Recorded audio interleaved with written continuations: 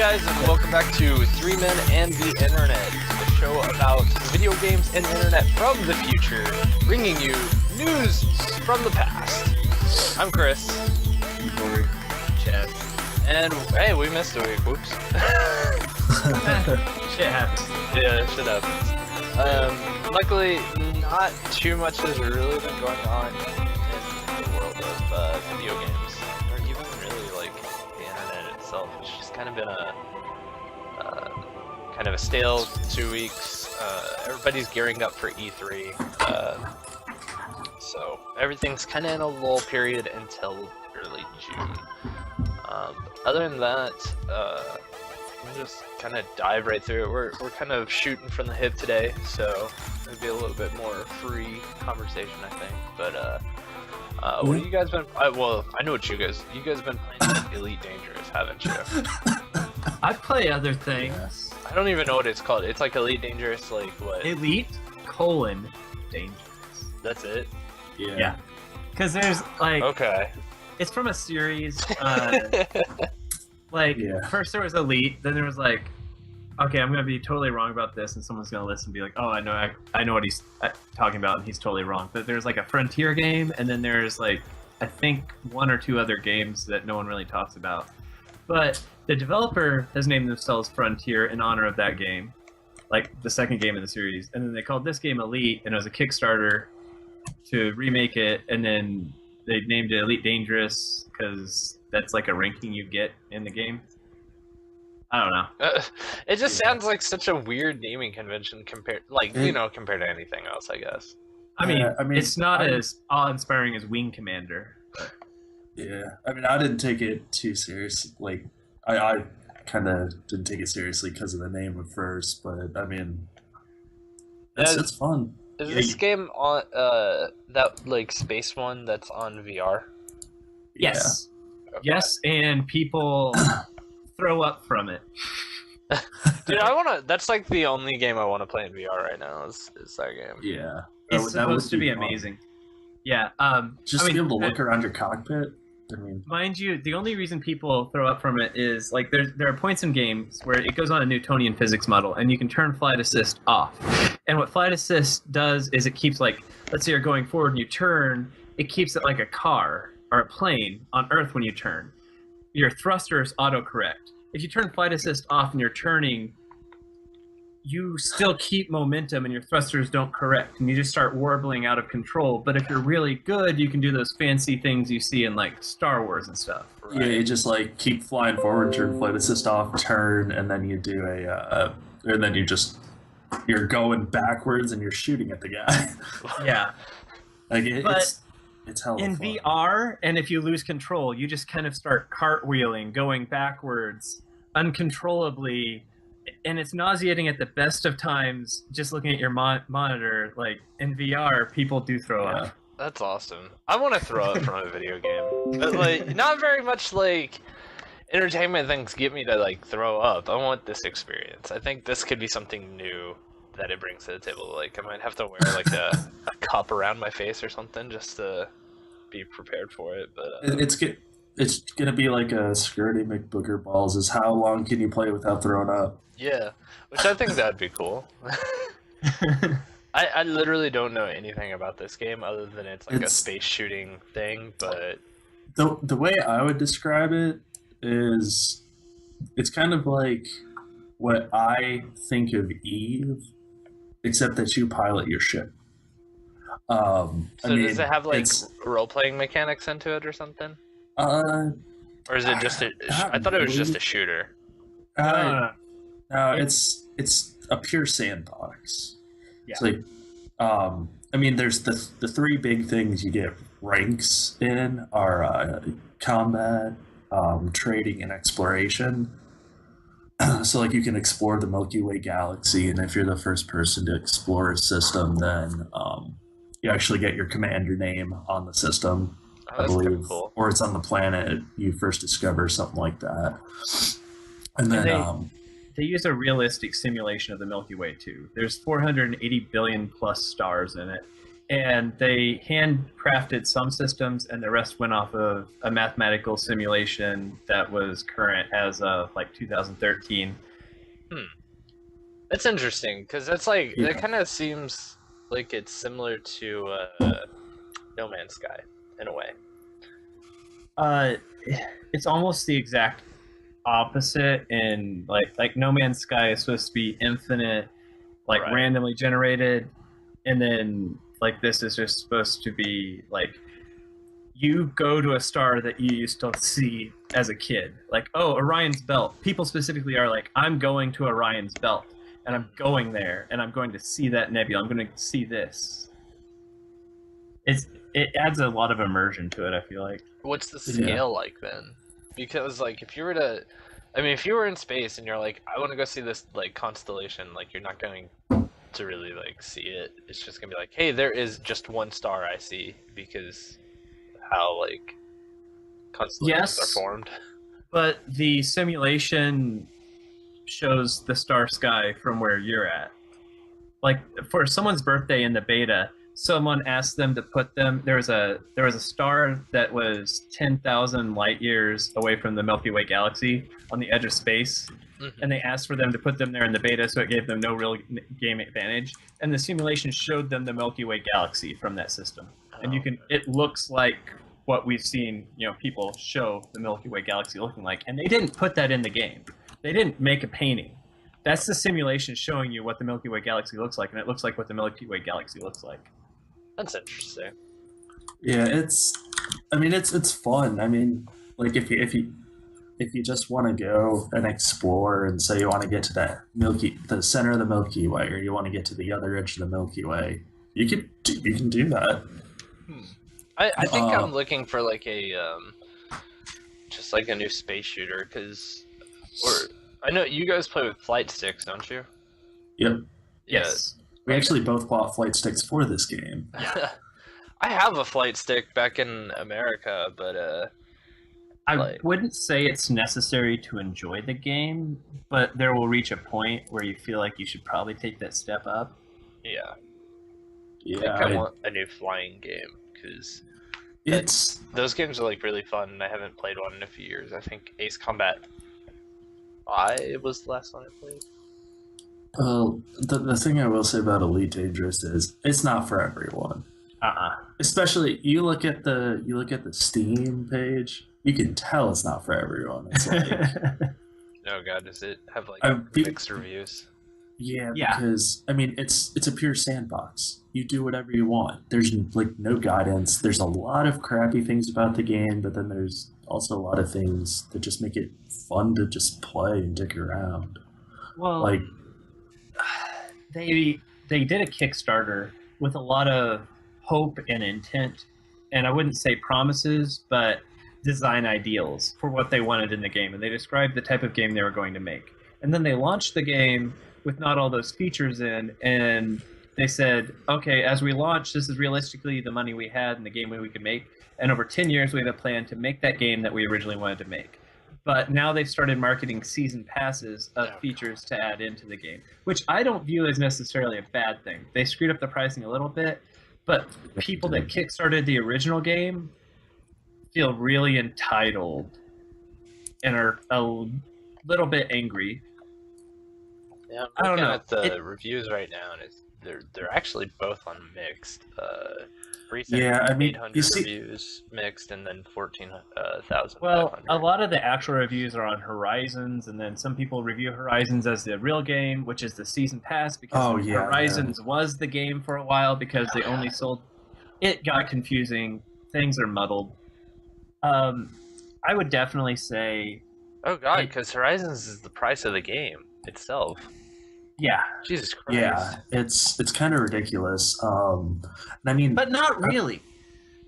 With the scale of what it adds for a season pass. If you look at other season passes and what Horizons adds versus this, let's say the season pass for Fallout 4, which I still thought was fairly worth it.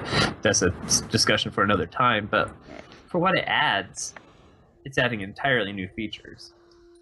yeah, that's true. Yeah, so Chris, it adds it lets you actually land on planets, and like there's you can like I think mine on planets like Yeah, there's like set- engineering. engineering's the next update, so you can actually like get rep with them and make shit. But Which I will say, each patch updates the base game as well, so you're not locked out. You don't need to go to planets at all, unless you want to exploit. Yeah, except for some advanced trade routes or exploiting the grindy system, which is a fault in it. But hopefully the next patch fixes that. Like the next patch fixes questing system. The questing is horrible. It's buggy. It's complete shit. Like it's you go randomly to- generated in space. You know how much things fuck up in space when you randomly generate NPCs? Too much. Yeah. Well, Yeah, and then that's the thing. it's Is, like is it? It sounds like it's just like an MMO. it kind of feels like one to me. Yeah. Even so, you cannot play this game offline because the solo portion of the game still goes off of the economic simulation of the rest of the game. You buy stuff at a station, that station produces X amount of supply, and then you sell it to a next station. That station now has that much less demand. And that's really important as a trader because, you know, like people on Reddit and stuff will post trade routes. So if you're a trader, you go to those trade routes, after a couple of days, supply and demand chain goes out of whack because everybody's doing those trade routes. Can I just be a bandit and like go to the trade routes and just like blow people up? Yes. It's not very lucrative, but yeah. Well, here's the problem with that. At any time you can choose to go into solo. Now they have added community goals, which require carrying things to a system, and you have to get them in open and carry them all the way to a system in open, and it's like this big community-based event. That's where piracy comes into play. And people have actually formed entire guilds and codes of conduct. Pirates now are expected, and other groups will hunt down pirates that break the code, that you don't kill someone wantonly. You say, give me 20 tons of cargo. You can go. If you run, I will blow you up. And if they run, then you can blow them up. But if not, other people in a group will come after you. That's because you broke the pirate code. There are fuel rats. There's actually a website. If you run out of fuel beyond the bubble, you post that you're out of fuel, and someone in your area will come and bring you fuel. So you're not stuck out there with your multi-million credit ship. Yeah, there's a good community keeping it going, which is awesome. Yeah. And I mean, it's a lot of fun. It's something you buy and then you just casually play. I don't know. There's a good sense of progression, except for reputation. Like Chad and I spent the end of last week and all weekend freaking almost exploiting the game. Almost? Oh yeah, very, very much so exploiting the game. Imagine playing Final Fantasy VII and setting your analog stick to run into a beach corner and an auto-fire controller and leaving it on for a weekend, but actually having to do it yourself. And that's the equivalent of what we just did to grind for experience. Is that why you guys have 100 hours or shit in this game? See, I've been playing it for over a year now, though, so that's why I have a lot of hours. I have a lot of hours because it uses the launcher system, and I leave the launcher up when I go. So it looks like I'm playing the game when I'm not. That makes sense. But Sounds pretty cool. Yeah, if you like a sandbox, you literally can do whatever you want game. That's where you fly a spaceship. I mean, it's fun. Cool. It's a very, very narrow sandbox. Or it's a very broad sandbox, not very deep. So you have, if you spend any one time in any one part of the game, you're going to start seeing the shallowness of it and just have to come to accept it. Like, I would just be happy with my ship as I am now, occasionally going in there and going to res zones or doing some PvP and blowing up other ships. Especially since they're buffing AI. On res are resource extraction sites, so it's the place you just go to bounty hunt. Yeah, like other NPCs and player characters, if you're in open, will show up and you scan them and they can have a bounty on them and you blow them up, and if you get back to the station without being blown up yourself, you get credits for killing them. So you're basically protecting the economy. Because even the NPCs that mine some people say they actually add to the economy if you let them get out of the system. They actually support the infrastructure of the system you're in. So like the mining you're seeing is being simulated in front of you, even within PCs. That's interesting. Like, I mean, I guess that makes sense though. I mean, one thing I was thinking too is if it goes on sale, because spring sales are coming up. Yeah. It's a game I would recommend, but as like with what Chad just said, it's like the game is what you make it. Yeah. It's And your sense literally of what you make it. I think your sense of entitlement is very important because the game is not grindy at all, actually, and you're always learning something new and discovering something new and figuring something out up until you get about a 5 million credit ship. And then there's another 10 hours plus of playing just to outfit that ship.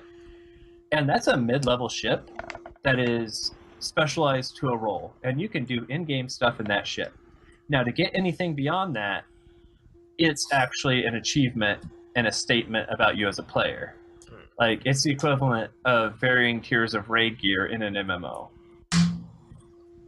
Yeah. And some of these things cost multi-millions of credits, but people expect to be able to just buy them. Like, and they complain that the game's really grindy because they can't just get it easily. Yeah. Like ships will go up, like the next tier just goes up, you know, by multipliers. I don't know. I've been wanting something like that lately. I don't think I'll buy into it just yet. I think I really want to play VR with it because it just sounds like Oh yeah, an and we're in the excellent middle of a VR. renaissance. Like, Star Citizen is coming out. No Man's Sky is coming out. Oh shit! like- No Man's Sky comes out like next month, doesn't it? Yeah, Or maybe July. It's in the next I- 2 months at least. I thought it was in June, but yeah. Yeah, I thought it was like Uh, June 12th or something. But yeah, This was a really good time to get a flight stick. Yeah. and if you compare this to Star Citizen, if Star Citizen delivers on its promises, it might be better. But the money grabbing that Star Citizen is doing with those pre-order ships is just skeezy compared to this. Yeah. I don't know. I've been really into No Man's Sky because like most of the game journalists that I follow have been really really on the mark with it, and it looks really really interesting. I still don't know what it is, and I just keep hearing like that's the beauty of it. It sounds a lot like this with the Yeah. procedurally generated, but as opposed to this, that game actually will have space legs. You'll be able to just go down, land your ship, and walk out in the world without loading screens, in theory, is what they say. Yeah, like there's a lot of ambition in this game, and Yeah. that's what I think is interesting. Yeah. I mean, they've shown us like 3 gameplay demos before now, and it's like each time it shows it without loading, but you don't know if that's actually true. Well, if you get it for PC, you know it's probably going to just load like 500 gigs on a hard drive, something like that. Yeah, geez, I didn't even think about that. That's actually quite worrisome. I don't know. Well, it's like GTA 5. Yeah. But then again, like GTA 5 I still want for PC, but like I bought it for PS3 and then I bought it for PS4. And now I don't know, I love that game. I think it's fantastic, but I just don't know if I could buy it again. Like even for like $20, I don't know if I could buy It's it again. pretty buggy on PC, even with a really good computer. So I would buy it directly through Steam so you can refund it if it doesn't work. Yeah, I didn't have too much trouble on PC, but then again, I didn't get that far because I just went back to playing Elite Dangerous at the time. Yeah. But then again, I mean, it came out on PC when there was like a bunch of shit I wanted to play, and I just Yeah, it got came back out to at a weird EOS time. and a gaming computer. So I don't know. But speaking of control schemes, Corey, you bought, what is it, $50? I think it was like Joystick and 60. Yeah.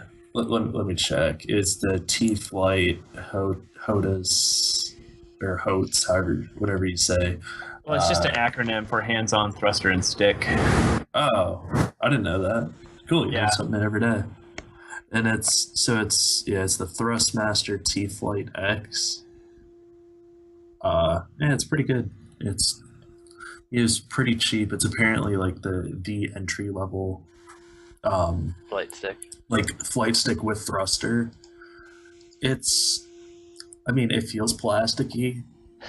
I see what like a lot of people say is like there's not enough buttons on it, but with like the way I have it set up is they have like I basically have two shift buttons or like a shift and a control, so I triple the amount of buttons on the controller. So it's fantastic for me, but it leaves a little bit to be desired, and I kind of want the X52 if I'm going Which to is keep playing these games. $130 on sale. Yeah, so for this being like $50, like $50-$60, it's really good. And honestly, it took me a little bit to get used to, but once I started using it over mouse and keyboard, I can't go back. Like it's just intuitive. Huh. But then again, I've never used a flight stick before. Yeah. Still, and there's just something about having that thruster, like one hand on the thruster, one hand on the joystick, just to be able to control your speed and. Yeah. I played a lot of Ace Combat 5 when it came out a couple of years ago, and I bought the like god fucking expensive set so that I could have a flight stick with it. And I don't know, I've always really enjoyed flight games. Like I'd played them when I was a kid with a flight stick, and I really want another game that just gives me an excuse to buy a flight stick, basically. But they haven't really been doing like flying games lately. Like Ace Combat games have kind of stopped, I think. So, And like the part. only, like I remember I had my brother got the virtual on like dual joysticks home like Sega Saturn thing. That was amazing. There's two joysticks with like a crazy mech control scheme. Mm-hmm. And then they made like two virtual on games that you could use it for, and then they haven't made a virtual on game since.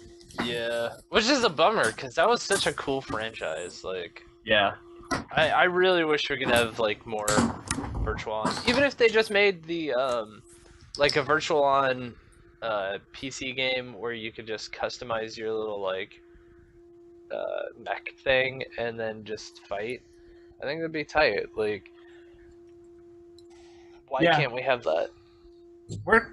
We might be getting it, you know, eventually. Maybe. I'm surprised there hasn't been a Kickstarter for that. Like, as much as like I've always said, if I ever had like $200 billion, at least half of that would be spent building a mech, like a full-on Gundam. Yeah. Like, I would just be like, okay, I'm rich. People do all these horrible things. I'm gonna build a fucking Gundam. Yeah, I don't know. Like, Yeah. it just seems like Mech Games have kind of like fallen to the wayside recently, and I kind of miss them. Did you guys ever play the what was that game? It was for GameCube. It was, I believe, a first-party game. But you like built your robot and then you sent it to like fight. Oh, I saw that and I bought it at GameStop, and honestly, I never played it. It was a really good like arena combat game. Yeah, But like I can't remember what it's called for the life of me. I feel like I've played it, but I forgot that I played it. Yeah. Like I bought it and played the hell out of it, and I just want another one of those. Like if Nintendo or anybody could just put out like a new one of that, I would be so happy. and that's something I will hand to Elite Dangerous. It has that Armored Core feel, but all the statistics and the power management is more streamlined and understandable. You don't feel like you're ever making as many concessions. Like that in a lot of mech games and a lot of like highly customizable loadout games, I always feel like I'm not getting to do half as much as I want to. But here it always feels like, okay, I don't get 20% of what I want, but 80% of this is going to be freaking awesome. Right. And I make that concession to be so good at this. Like in Elite Dangerous, you can tweak out so you don't even have your warp drive on whenever you have your weapons out. Like you have such a overpowered loadout on your ship and bigger weapons than it should have that you can't power all of your systems, and you have to do that anime thing of quickly like flipping switches and managing systems to power stuff up to get the hell out of things. Like you actually feel like a pilot making choices instead of just pointing your lasers at something and shooting. That's good. Yeah. That's one thing I will give it. It is pretty streamlined. I mean, it takes, a little bit to get used to everything, but it's fairly easy to get used to. And experimentation is free. Every ship that you buy, and that is an amazingly big thing. Every ship, if you try selling your ship, the base ship cost itself, you lose 10% on. But most of your ship value is in parts. Parts maintain value. Let's say you want to try out the best power plant, spend 5 million credits on it. You don't like it, you go down to the 2 million one. You don't lose any money. You want to try out a gimbaled weapon, you want to try out a turret weapon, you want to try out a laser gun, a multi-cannon, doesn't matter. It retains value. You don't. It's infinite experimentation at no loss, as long as you have the ship. Or if you do what I did today, like on my Imperial Clipper, I realized, oh hey, I forgot how to fly the, like, it was a hard ship to try to start flying because it's huge, and I incurred a couple, like, some fines because I was like loitering over like a launch pad, and I like crashed into stuff. And then I read online like, oh hey, if you let your fines go for 7 days, it becomes a bounty. So I don't want people killing me. Yeah. But So, bounties expire after a while as well, though. true, but I don't want people killing me in our home system. So, so I was like, oh, great, this thing, like, it's going to take, like, I'm going to have to refuel, like, on the way back to pay my fines and do all this trading. So it's like, you know what, screw it. I'm going to sell a bunch of stuff, just buy, like, the most expensive fuel scoop so I can just sit at a star and refuel, like, scoop up all the hydrogen. And, like, so I just don't have to stop and refuel, which is such a pain in the ass. That's kind of cool. And I didn't lose any money out of it. I literally, on my bounty hunting ship, because it costs 5% of the total cost of your ship to rebuy your ship for insurance, quote unquote, if it gets blown up. And that's with the loadout. Yeah. So it gets high. So the best you can do to keep that cost down, the better. When I'm bounty hunting in system, I just go to a station and I like strip off everything that's just for travel. I get rid of fuel scoops. I get rid of my hyperspace drive. I just have it bare bones, just like a floating cannon. And then I go fight things. And then when I want to leave the system, I just go and buy it back, and I lose no money. That's really cool. Yeah. By the way, that game was called Custom Robo for the GameCube. Yes! Custom Robo. Yeah. Okay. We all vaguely know it. I actually almost bought it over here a couple weeks ago, but I was like, that game's got a lot of text in it, and my Japanese is like not fluent, so I was like, I'll pass. But yeah, I will say, just give us something like customizable and fun. That's what I want. yeah. I will say something else I've been playing this week that I'd really recommend everyone check out is StarCraft 2 had the co-op mode expansion. There's now like a weekly Tavern Brawl thing, and if you don't know what co-op mode is, which I feel like most people haven't really heard about this because it kind of got swallowed in the Legacy of the Void launch. This isn't like co-op like 2v2 stuff. No. This is either with a friend or randomly paired versus AI. You play a character, and that character has abilities, and they level up to level 15, and now they added mastery levels up to level 90. And what that character does is they have a select loadout of that race, and they have special abilities like you get in the StarCraft 2 campaign. And Jim Raynor, Sarah Kerrigan, and Artanis are free for everyone. You don't even have to own a StarCraft 2, as far as I know. You can just play that mode and level up and play those characters. You get 4 more characters by owning Legacy of the Void, and now they're releasing paid DLC characters for $5 a commander. And then the maps are always going to be free. And you get it. There's different map objectives for it.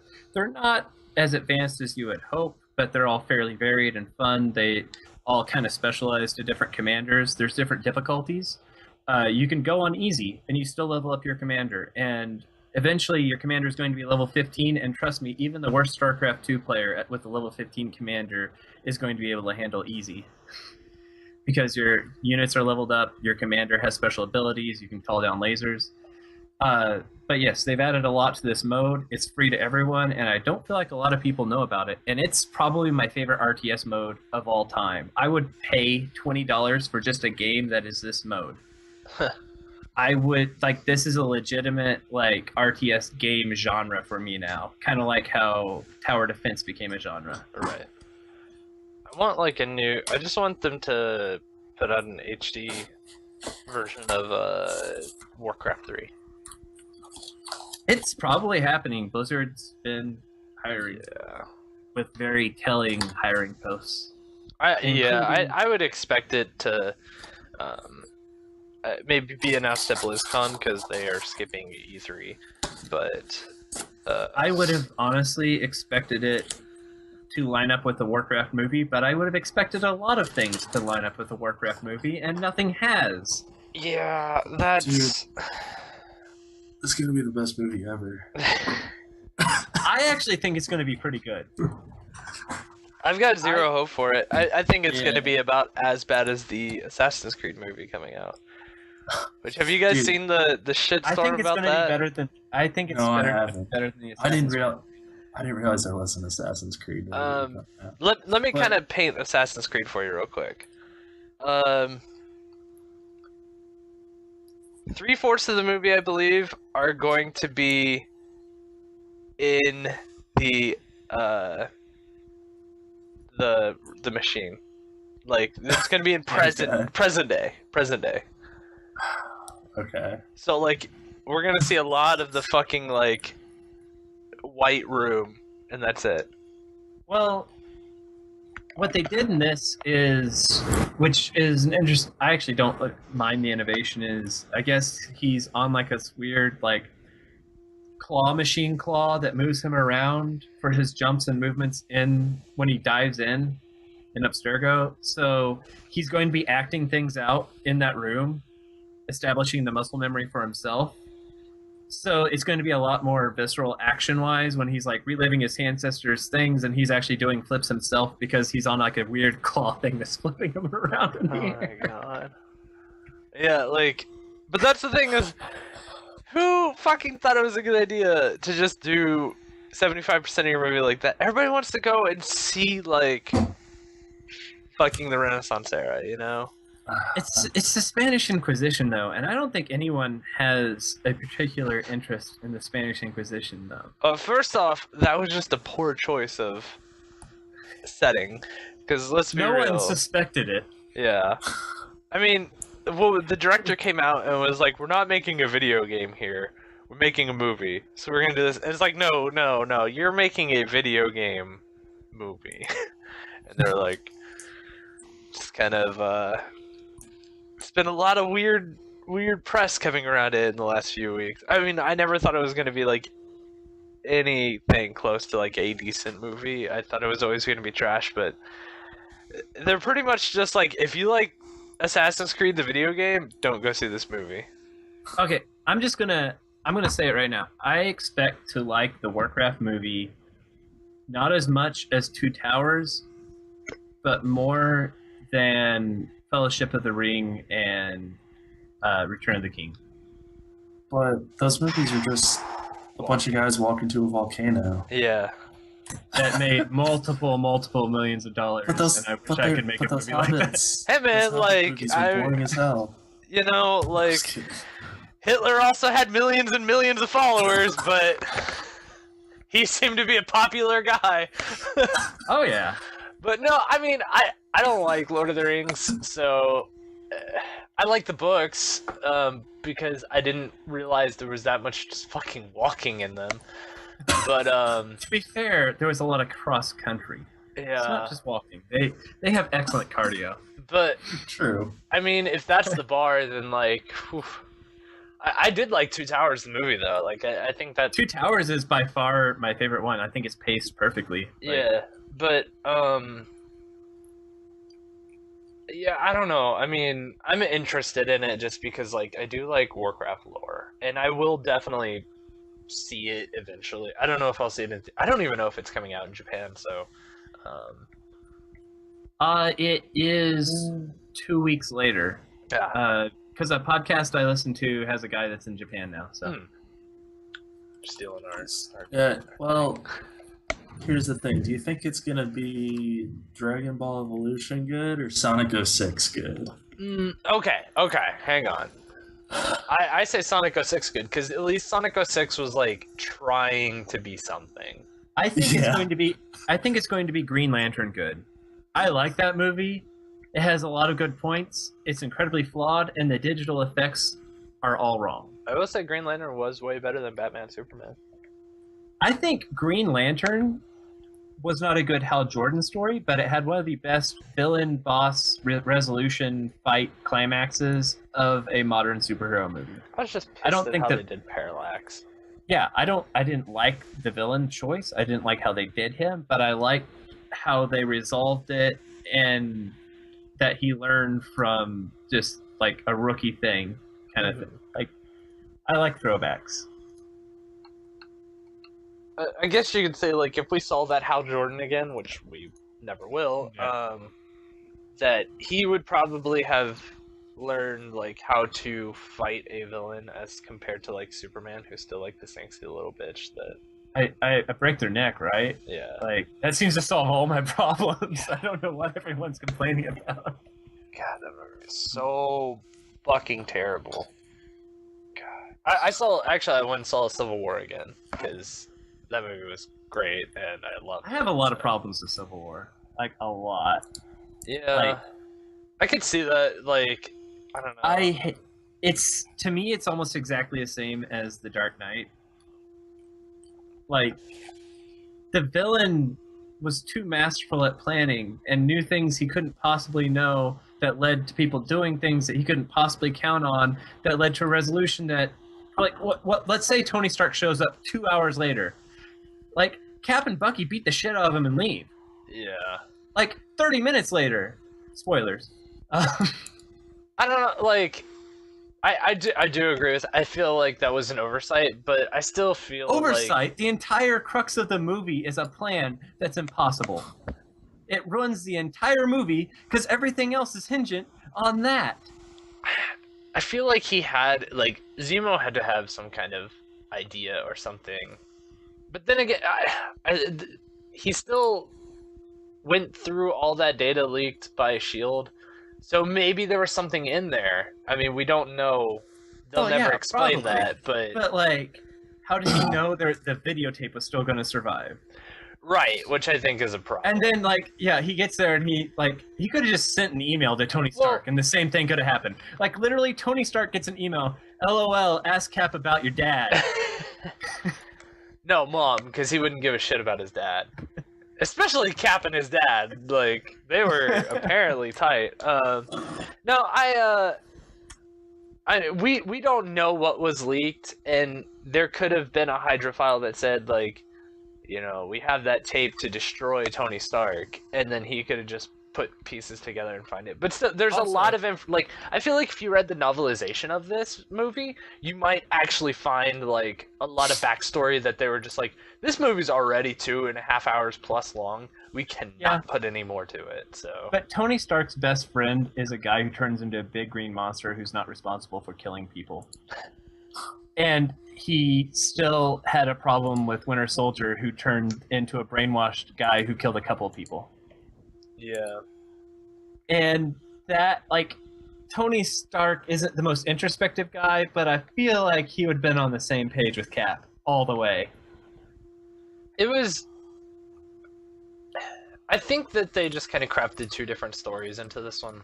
Because it's very clear that they wanted to have Civil War themes happening, but then they wanted to tell this other story about Bucky and Cap. And unfortunately, I don't think it like really panned out perfectly. I don't think this is a perfect movie or anything. I still really enjoy it. It might even be my favorite Marvel movie just because there's so much I love about it. Like, I mean, spoilers, Giant Man and Spider-Man are fantastic in that movie. And I love the interaction between Scarlet Witch and Vision. Like, that makes me just want a Scarlet Witch Vision movie so much more. But if someone was my age, I would say the best Marvel movie was Guardians of the Galaxy. If someone was my dad's age, I would say Winter Soldier. And I don't know... Those are like 2 and 3 for me, easily. I don't know who I would recommend this to that I wouldn't say... Well, obviously, this is a sequel to Winter Soldier. But who I wouldn't say that, like, oh, this movie's a better one for you. Yeah. Unless they just really hate their brother. Now, I think it's been confirmed that the writers of that movie are also going to be writing Infinity War. Yes. So this was handing over the reins. Whew. That how does this is based? This entire thing was them like squeegee boarding Joss Whedon's Avengers, and them saying, "Okay, Joss, that was a great run, but we're setting up our own thing." Yeah. Sick one, Corey, by the way. Yeah, I thought that was muted. No, you are muted. Hey, Corey, does your mute button work? Apparently not, dude. Way to go, I've been like coughing and stuff. Yeah, so not feeling good. Squeaking your chair and taking drinks. Yeah. No, I'm so excited for Infinity War now, just because the same team behind these last 2 Captain America movies are going to be behind these next 2 Avenger movies. So hopefully hopefully they don't mess it up, because they're on a hot streak right now, and I do feel like that's just something that happens though. Like I had a problem with Winter Soldier, and then I had more of the same kind of problem with Civil War, and that makes me worried for and I think that's what happened with Man of Steel and then Batman vs Superman. Like, people liked Man of Steel, you didn't, but like it made a lot of money, and people were willing to overlook its flaws, saying like, oh, but they could go this different direction, oh, but they could learn from their mistakes. But these directors just kind of like doubled down on their personality quirks that made them make those things that you didn't like in their success. And like, that's what Civil War was for me. Like, that whole thing where Captain America burns every fucking SHIELD agent who's in the field all at once was not cool. But he does that in the comic too. No, he doesn't. Yeah, he's just like he even like beats the shit out of them. Like, he doesn't like kill them, but like, yeah, at the beginning of Civil War, because Maria's sitting there and she's like, so are you gonna sign this, or are you gonna come quietly? And he's like, no, fuck you guys. Boom, boom, boom, boom, boom. I'm jumping out of a plane now. And then, like, jumps onto another, like, fighter jet and just, like, punches the window out, pulls the guy out, and then, like, lands it. And, of course, keeps him safe, but... What I'm talking about is at the end of Winter Soldier, where he just uploads all the SHIELD's files to the internet. Yeah. That burns every agent undercover. That... Granted, good and bad, that gets a lot of people killed who are patriots and who are working for the system. Right. And they kind of he could have been killed if someone else pulled a Captain America a year ago when he was on a mission. I don't agree with that. Granted, that wasn't really... Well, it was Captain's idea, because he did, like, tells, Black Widow what's going to happen, but they kind of gloss over the fact of it just being like, well, they were super encrypted, so, like, nobody really didn't cared. And which I actually think, like, in this day and age, that's not going to happen, because people are always looking for, like, governmental leaks and stuff and trying to figure it out and see what's going on behind closed doors. And if S.H.I.E.L.D. was a thing in real life, I definitely think there would be a lot of people looking for that information, especially when 3 of their helicarriers just dropped in the middle of Washington, D.C. So, you know, I do think that's a bit of bad writing, but then again, I still feel like there's another movie out there or something that's just like filling in all these blanks, and unfortunately, we're never gonna see that. Yeah. So, Like that movie novelizations usually add a lot of explanation. and again, like maybe they do it in a comic, maybe they do it in Agent of Shield. We don't know. I mean, they could even do it in Luke Cage, where they mention like, "Hey, there's all these files, and like, what do we do with them?" But I doubt it, because they don't like TV for whatever reason. But TV seems to love the movies, so Yeah. It makes me sad. Like, I think it's coming. I think they want to put Defenders together, and then they just bring in the whole Defenders crew at once. maybe, but just an offhand reference, a name, Agent Coulson, like talking to Captain America, something. But what have you been playing, Chris? Well, hang on. I want to touch on that one last thing. I think it would have been really cool if in Civil War, when Widow and Iron Man are talking, and she's like, "Wait, where's your secret weapon?" and then they like cut to Brooklyn. I think it would have been cool if like there's a cut scene that says like he's like, "Well, that's the thing is, do I go to Brooklyn or do I go to Hell's Kitchen?"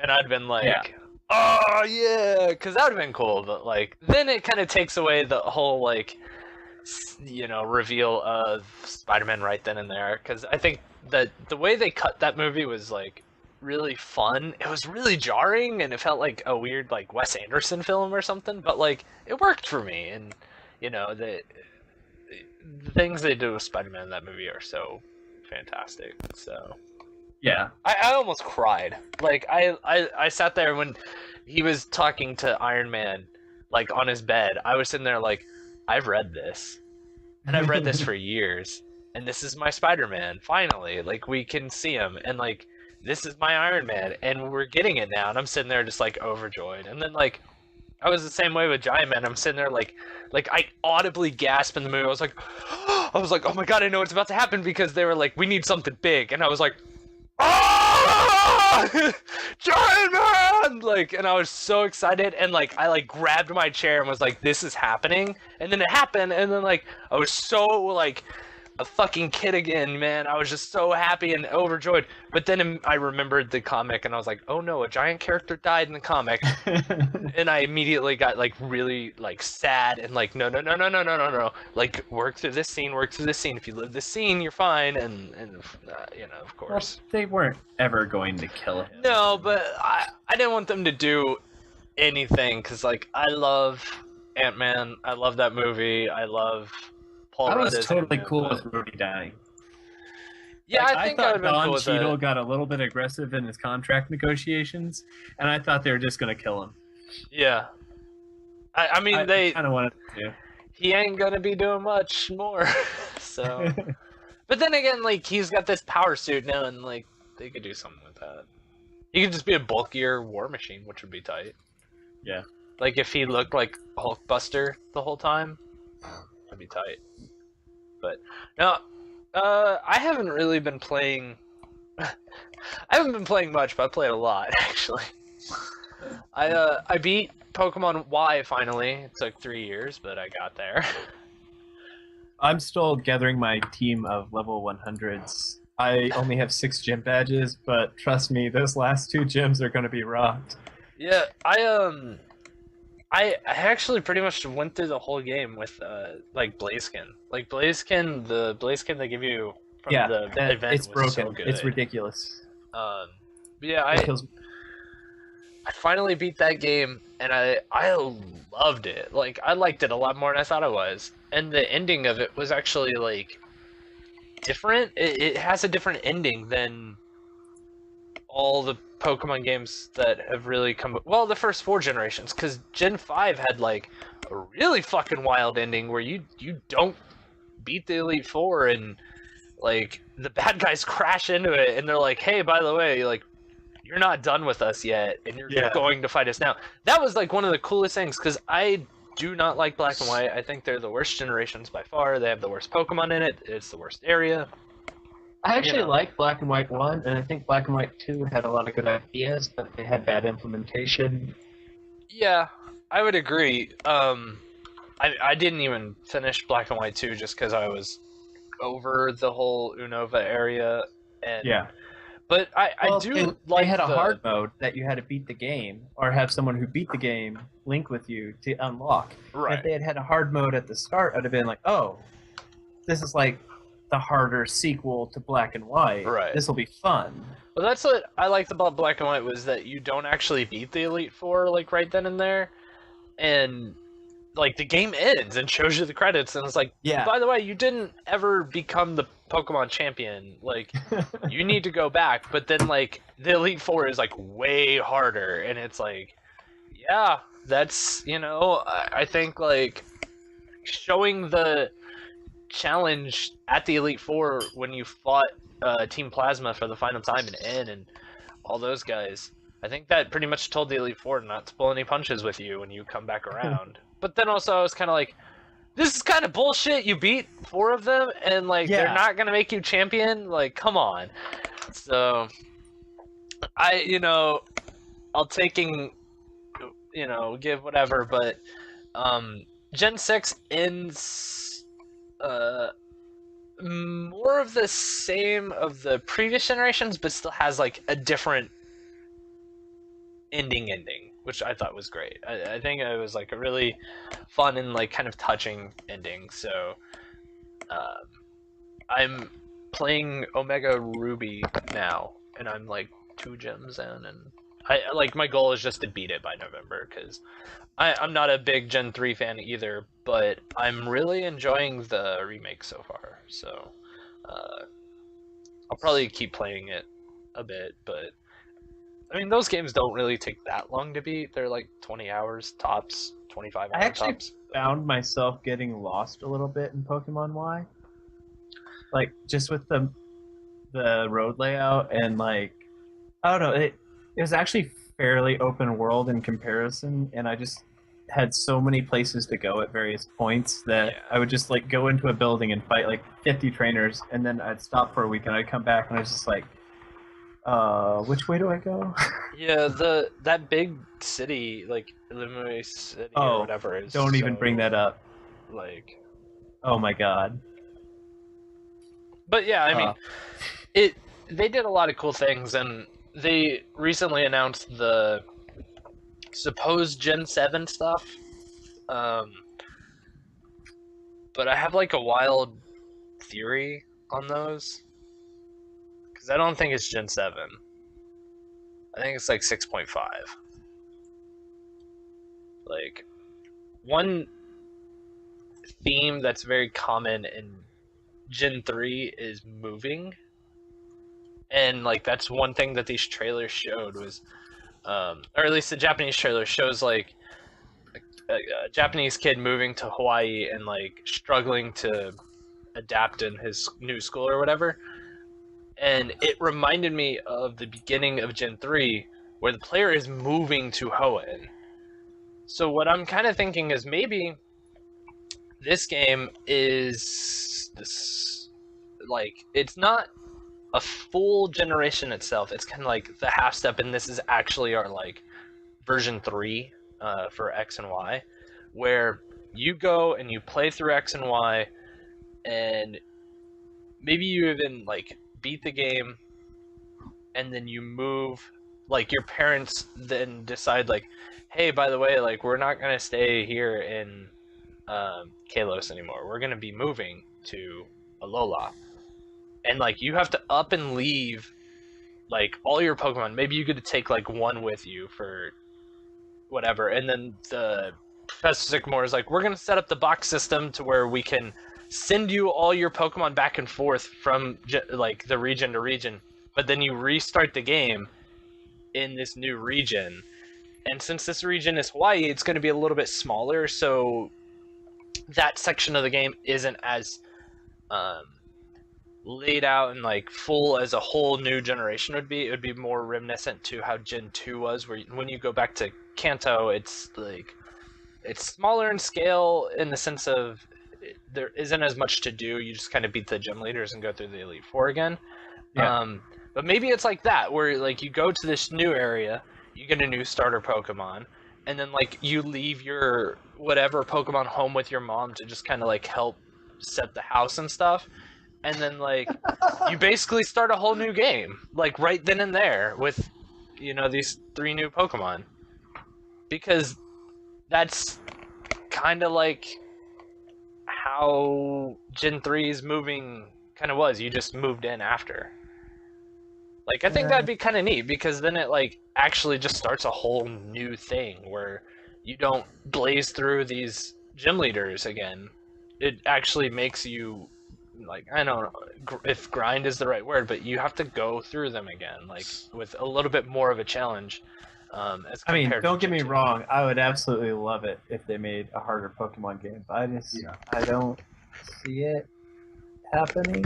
Well, I'm not saying it'd be harder per se. I'm just saying like longer. Like instead of like it being a 25 hour game, they're looking to make this like a 40-hour game. And that's what it is. This is just going to be a new Pokemon game that gives you shiny Pokemon of all your amiibo Pokemon. And I think this is just going to be like a new generation, but with amiibo support. So better buy all your Charizards. Well, I guess it could have amiibo support, couldn't it? Because it is going to have amiibo support, and I'm about to go to Best Buy and buy every freaking Charizard there is. If it has amiibo support, I bet like yes, all the previous Pokemon from Smash Bros are eligible, but I bet that the new cards that come out for the trading card game have IC chips in them. Yeah.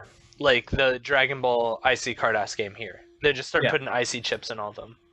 And then you just scan your cards and everybody's buying it again. And DLC releases. Like they figured out that they don't need an actual amiibo to like what they did with Shadow Mewtwo. Yeah. In just Pokemon Tournament. Just a card. But I don't know. My issue is that they charge $20 to anyone who already owns a 3DS that doesn't own a new 3DS for something that should probably be $5 worth of hardware. Oh, the IC reader? Yeah. Yeah, that is kind of like a bummer. But then again, like I look at it from the standpoint of like, yeah, it is $20, but like the 3DS also came out like what, 6 years ago? So it's pretty outdated as a system. Yeah. And like I'm actually about to be on my 3rd 3DS because my XL had some bad wiring in it, and it's a pretty known problem from that series of XLs that came out. So I don't use it anymore. It doesn't really work all the time. And then now my 3DS that I got on launch day back in like 2010 is starting to have problems turning on. So like, you know, it lasted 6 years, which is longer than like any fucking Game Boy I ever had. Granted, I was a kid and dropped them and stuff, but you know, I'm now looking at like, well, maybe I should just buy a new 3DS because I don't have one yet. And they are a bit more updated, but still, I feel like the NX is just going to be like a weird, all-encompassing system where it's also the handheld, and that's eventually where they're just going to start putting games on. So, my God, like NX is just going. I still think it's going to be some weird VR thing, like kind of like how you can make your Samsung phone a VR with like by wearing a weird helmet. I feel like there's going to be an attachment for that for your handheld, and that's part of what the NX is. You're gonna be able to like VR with the NX for the portable segment, but then you're gonna be able to play it as a tablet. I don't know. I mean, I feel like if Nintendo doesn't do VR at this point, they're probably gonna feel like they're behind. But I think they should stop looking. Well, they've never really like looked at other consoles and said, "What are they doing?" Because we have to do that. They always kind of like forge their own path, and then everybody kind of adapts to them. Because Well, they've been quiet about the NX for so long. Maybe they had the idea first. Like maybe Oculus Rift drummed up interest, which Yeah. no one really thought. Like I feel bad for Oculus Rift. They've turned into assholes. Don't get me wrong. They've made a lot of bad things, but they spent arguably hundreds of thousands, if not millions, on PR and proving proof of concept, and had such an uphill battle. And then at the last second, once people are actually interested, all these other companies jump right in and try stealing their thunder.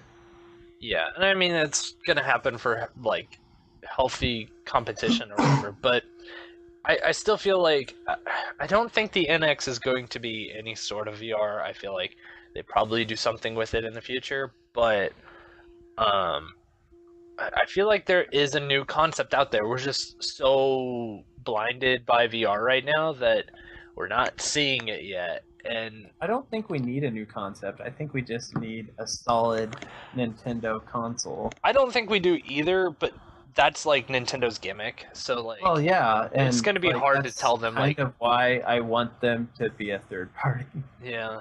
I don't know if they'll ever go third party because, like, yes, the Wii U was like a disaster, but like this company's been around 100 years. I think they probably know what they're doing. And I'm really worried about the NX just because there has been so much like radio silence with it, and it's with how the day and age, how we are in this day and age about having information constantly be fed to us. I feel like people are just kind of antsy, and it's just kind of worrying a lot of people. And I don't know if it's in that stage yet of like we really should worry about this console and whether Nintendo is going to keep putting out consoles or anything.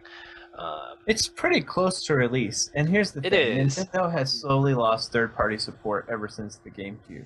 They had a jump on and then a giant jump off on the Wii whenever no one made any money on it, even though the Wii was selling more than any other console has sold. And when you innovate like the Wii did with the motion controls, even like the N64 and the GameCube did with their console features, although the GameCube was a fairly traditional one, it just had a little bit wonky of a controller for that generation. Right. But when you innovate, you have to train people to design for it, and then you lose third-party support, and then you're not going to be able to survive in a generation. So if the NX is just another crazy swing for the fences innovation, that doesn't help their third-party problem. No, and I don't know if like they're all that worried about it because they'll just have to adjust their business model to it, because like Japan's gaming industry is in such a weird period right now where everybody, if it's not, you know, on your iPhone, people don't really look at it. And like the there was like market is gigantic in Japan. Right, but like they also they just did like a survey, and like most college kids have never played a Final Fantasy, and it's like, this is Japan. Yeah. And you know, it's kind of a weird, just everything's kind of in a weird spot right now here. And I think Nintendo is looking at that mobile market and saying like, maybe we should capitalize on this. And that's where that NX is gonna help it, maybe, and maybe that really sells to Japan. And you know, if it does really well over here, maybe it starts going over to America and doing well, because like they've looked at smartphone sales, and smartphone sales are cutting into the 3DS despite it already just selling tons. Mm-hmm. But it is starting to make a dent, and I think that they have to look at that and say, well, we have to do something similar. And even if it's just getting the same kind of system worked into where, you know, iOS compatible games can now run on this system, do it. But I don't know. I don't think people should really worry about the NX right now. Granted, I do think this is going to be a big moment in their history of first party development and console making. But I think everyone, if they pull it back and look at this as a whole, I think this is a big, like, 10 years. These next 10 years are going to be huge to decide, like, Do we keep doing consoles or do we not? And I think everyone's going to have to look at that. If this is Nintendo's last console, then I also think it's also Sony and Microsoft's last console. I think Sony, if it could just cut off like every other appendage that's rotting, would be fine right now.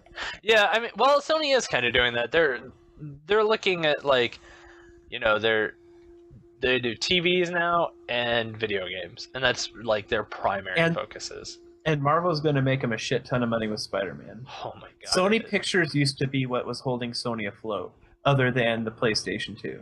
Yeah. And Sony Pictures lost all their big names, and the Spider-Man movies weren't making as much money as they had been, but this new Marvel Spider-Man is just going to be huge.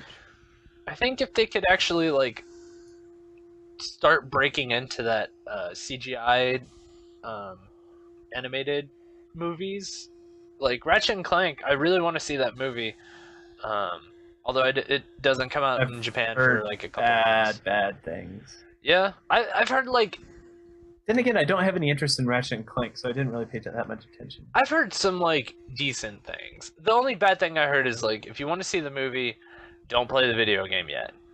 And then it's like, but if you don't want to see the movie, go on and play the video game right now because like the game's good. But I want to see it because I do like Ratchet and Clank, and they're doing Sly Cooper next. Like I want to see the Sly Cooper movie, and then they're doing Sonic. So I want to see the Sonic movie. You know, like they're putting out movies that I want to see. Yeah. As digital films, because most like I don't want to see Angry Birds. I don't want to see the Fruit Ninja movie. Like fucking. Wait. There's gonna be a Fruit Ninja movie? Yeah, of course there's gonna be a Fruit Ninja movie. It's out. They're like making it right now. Like, cut my dick off, throw it in a lake. I don't want to see these movies. One thing about the Angry Birds movie is at the Daily Show on the other. I had the Daily Show on the other day, and they had God, what's his face? I think it's Jason Sudeikis. Yeah, is like the Red Bird, and they're having an interview about Angry Birds, and it was like literally just like 5 minutes of just pure dripping sarcasm of like, why, yes, like I just did this for the money. Why? Yes. And like, yeah, it's, you know, Angry Birds is a great social commentary. Yeah, like they decided to give me a lead role, and they gave me a lot of money. Why wouldn't I do it?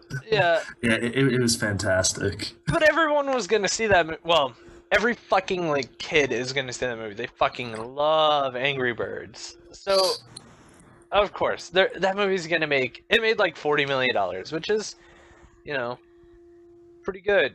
I think it's gonna be funny when X-Men Apocalypse comes out to see if Angry Birds or that does more money. But I hate Bryan Singer so much. I don't know. I mean, I think Sony Pictures is going to be... I think they're moving into like an animation workhouse. Like they're just going to start being like the new DreamWorks, you know? And eventually we're going to have Disney, DreamWorks, Blue Sky, and then Sony. Like they're just like the next one. But talking about Sony and kind of putting a wrap on everything, E3 is coming up in just under, actually it'd be 2 weeks from today. We're going to be already like kind of wrapping up the big press conferences. So I kind of wanted to inform you guys, not only just like listeners or anything, inform Corey and Chad as to like what I think we are going to be doing for E3 coverage. Now, for us being in different parts of the world, it's going to be hard for us to even do much because, you know, we are a podcast and we all live on different time zones. But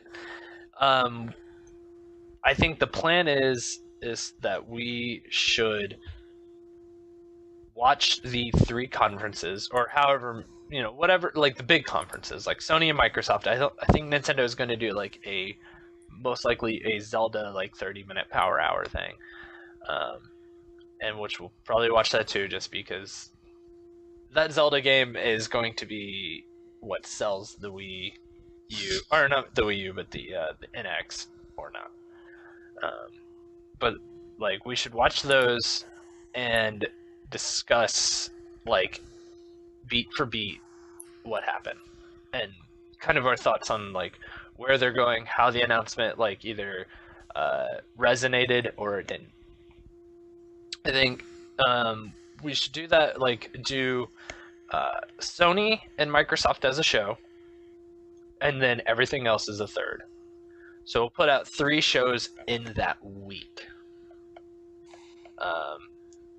Probably about an hour each. I don't think we should, nor we will go too terribly long on each show. I think these are going to just kind of segment them down so that if you are looking for Sony talk, you've got it. If you're looking for Microsoft talk, you've got it. And then with the kind of jumbled everything else, it'll be more of a like, we'll start off with Nintendo, of course, but then kind of feed in like whatever Square or Ubisoft or EA if they're having their shows. Kind of what they say. Now, granted, I might not force you guys to watch the Ubisoft, Square, and all those shows, but the big 3 we should at least pay attention to, especially when it comes to Microsoft and Sony, because they seem to be the only 2, first-party developers doing a show this year. Yeah. Not only that, I want to put this in your mind. For these 3 shows that we will do, I want you guys to come up with 3 things, at least 3 things that you want or like would want to see, and then like we'll go over that maybe in the next week's show, like because it'll be our last show before E3. Granted, next week's show might be another smaller one just because like I've got the Pokemon or like national championship basically here in Japan going on this weekend, which I'll be busy with. Corey's going to be out of town on business, so we're going to try to put something together for the following Wednesday, which will be the 1st of June, and that'll kind of be like the last show before our big E3 thing. I want you guys to come up for Sony show, like something you could definitely see happening,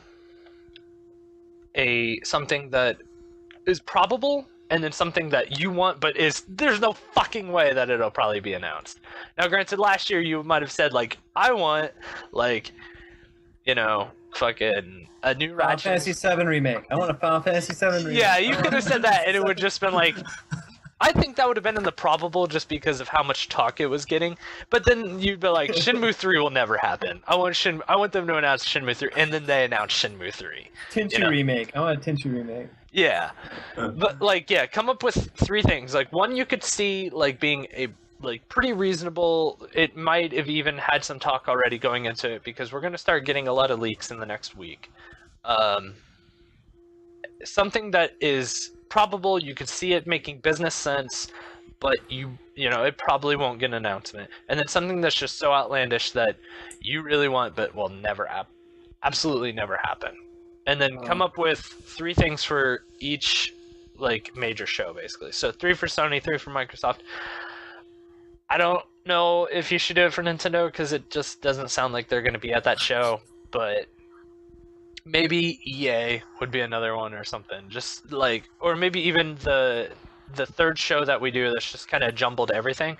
Go on ahead and do that. So like the Nintendo is not going to announce anything. Like I want Nintendo to announce just something that'll be like no, that's not ever possible. Nintendo's just going to do, Zelda. But yeah, like EA. To be honest, though, I do have an EA something that I want. I want something from EA. What do you want? I want Skate 4. Yes. Skate 4. I want a Skate 4. I've been wanting Skate 4 for so many years. Skate is easily one of the greatest, like, if you want to call it a sports game, it's a sports game. Sports games out there. Like, I fucking love the Skate franchise. If you guys haven't played Skate, like, yeah, I would check them out because every single one of those games are fantastic. So. I want Bethesda to announce a new goddamn graphics engine. Good luck on that one. They're still on, 2010's hot mess. So But yeah, come up with a couple things for those shows, and then we'll go over it. We'll reiterate them right before we go into each one. So, like next week, we'll talk about like, well, this is what we want from Sony, this is what we want from Microsoft, and this from everybody else. And then when we go into like, hey, welcome to our Sony show, we'll say this is what we're all looking for, and then present everything that we actually got. So. All right. Go on ahead. That's like your guys' homework for the next week. And then if anybody listening wants to do the same, that'd be fun. You can always email us at 3matipodcast@gmail.com. That's the number 3matipodcast. podcast. You can also follow us on social media, Twitter, Facebook, which is just 3mati podcast, I believe, on both Facebook and Twitter. But yeah, other than that, I have one. Yeah. I'm really hoping that Sony's just going to pull it from left field, or Microsoft even, and make Dark Seed 3. That'll never fucking happen. Mike Dawson he ain't coming back, buddy. Yeah, he is. Him and Rita. Oh my god. I want Nintendo to hire Pierre Molyneux. No. Like, well, wait, no. Peter Molyneux didn't work for Sega. Who was it that worked for Sega and then went to EA? And then went to Take-Two, I think. Or maybe he went to Take-Two. What was his name? Peter Moore, maybe? That sounds familiar. He got like the tattoo of like Halo on one, and then got like Grand Theft Auto the next year or something. Like, I don't remember. I think he worked for Microsoft for a bit. Yeah, he was at Sega because all the Dreamcast team left and went to Microsoft. Yeah. And then he went to EA, where he's like now the head of EA Sports, I think. Which, hey man, if you are the head of EA Sports, Skate 4. What the hell are you doing? Yeah. Well, wait, did anybody actually buy the new Tony Hawk? I know it was a terrible game, but was there any hype behind it at all? No. Alright, well then Skate 4. Like, that franchise is absolutely dead now, because that's what Skate and Tony Hawk did to each other, is they killed each other. Now we can just have Skate. So, bring on Skate, EA. Like, we all want it. Just do it. It wouldn't cost you anything to make. Well, and that would get on the vein that what I want to see from them that's never going to happen is them making good games again. That's true. That'll never happen. Or BioWare actually making good games again. But, whatever. Same company there. Yeah, it ain't happening. Yeah, but with that, I think that's probably going to do it for this week. So, for 3 that's the internet! Woo!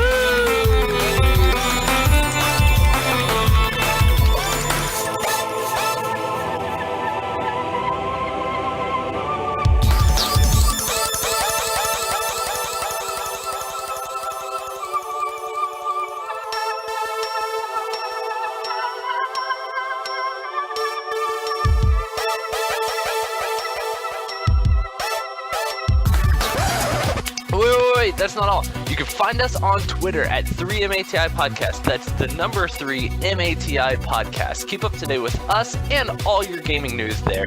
Not only that, you can find us on SoundCloud at soundcloud.com/3MATI. That's the number 3MATI. You can kind of see where branding's going, right? And you can find us on iTunes. So go on ahead, hit that subscribe button, follow us in the future, and we'll see you in the next episode.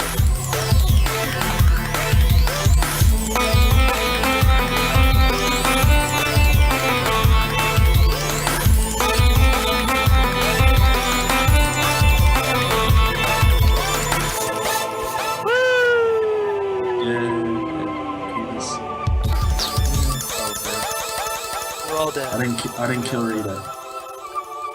The apocalypse has happened. Dude. Overwatch sucks.